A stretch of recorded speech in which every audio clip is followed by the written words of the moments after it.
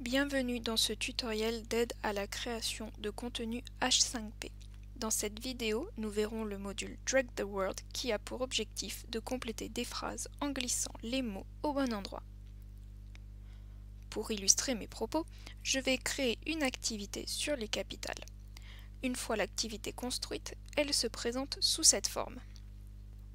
Pour commencer, dans votre cours, ajoutez une activité ou une ressource. Dans le menu qui s'affiche, choisissez l'icône H5P Contenu interactif et cliquez sur Ajouter. La première rubrique à remplir est Description. Vous pouvez décrire votre activité dans cet encadré, mais ce n'est pas obligatoire. Si vous le faites, pensez à cocher la case « Afficher la description sur la page de cours ». La deuxième rubrique est Éditeur. C'est ici que vous allez sélectionner l'activité dans la barre de recherche ou dans la liste déroulante. Cliquez sur Drag the Words pour faire apparaître le module. Il vous faut maintenant remplir les différents champs demandés.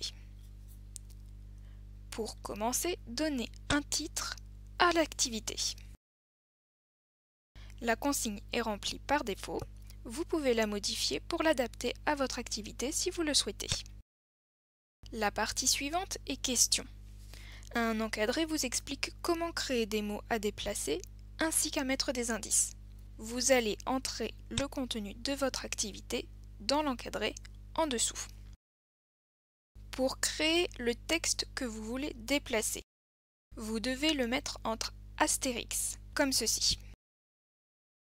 Pour ajouter un indice, avant de mettre le deuxième astérix pour refermer, mettez 2 points, puis votre indice collé au texte déplaçable, comme ceci. Ajoutez autant d'énoncés que vous le voulez pour créer votre activité. Après avoir créé votre contenu, le menu Opacité des étiquettes vous permet d'insérer des feedbacks. En fonction du taux de bonne réponse de l'étudiant, un feedback différent apparaîtra. Pour cela, cliquez sur Ajouter intervalle pour faire apparaître plusieurs intervalles. Vous pouvez en ajouter autant que vous le souhaitez. Vous devez définir le pourcentage de chaque intervalle ou cliquer sur Distribute Evenly pour avoir une répartition automatique.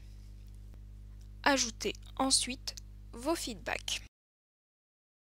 Dans Options générales, vous pouvez choisir si l'étudiant aura la possibilité ou non de recommencer l'activité, de voir la solution, ou alors de donner une correction dès qu'il déplace un texte dans une case.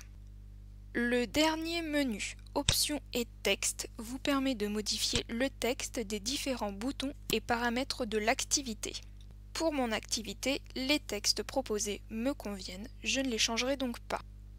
Vous pouvez ensuite régler les différents paramètres habituels de Selene. Enfin, enregistrer votre activité en cliquant sur Enregistrer et revenir au cours ou Enregistrer et afficher.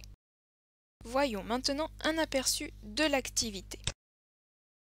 Vous avez ici le titre, la consigne juste en dessous, les phrases à compléter avec l'espacement prévu pour déposer la réponse. L'indice est représenté ici sous la forme d'un i. L'étudiant pourra cliquer dessus pour le voir. Le texte à déplacer se trouve à droite de l'écran. L'étudiant pourra déplacer les différentes réponses dans les emplacements prévus. Si vous avez coché la case Correction instantanée, le bouton Vérifier n'apparaîtra pas. Pour faire apparaître le feedback, cliquez sur Vérifier. Le feedback ainsi que le score apparaîtront. Si l'étudiant n'a pas obtenu le score maximum, il a la possibilité de voir la solution ou de recommencer. Attention, le bouton Recommencer permet à l'étudiant de recommencer jusqu'à ce qu'il atteigne le meilleur score. Soit ici 5 sur 5. Vous savez désormais comment créer un glissé de mots. À bientôt!